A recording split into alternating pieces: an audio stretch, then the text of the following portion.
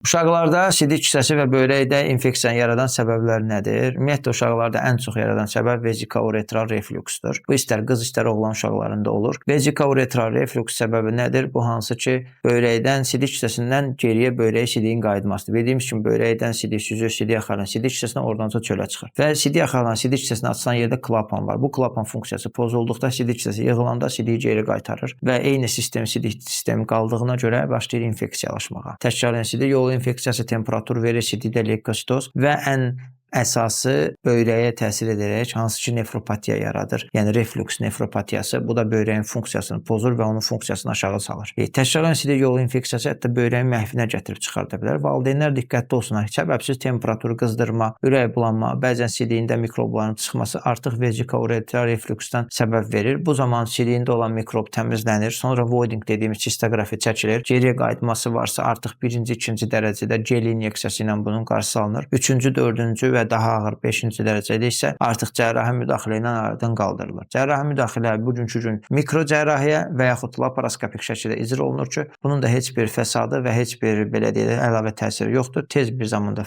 pasiyent bu xəstəlikdən canı qurtarır və sağlam şəkildə həyatına davam edir. Təşəkkür edirik.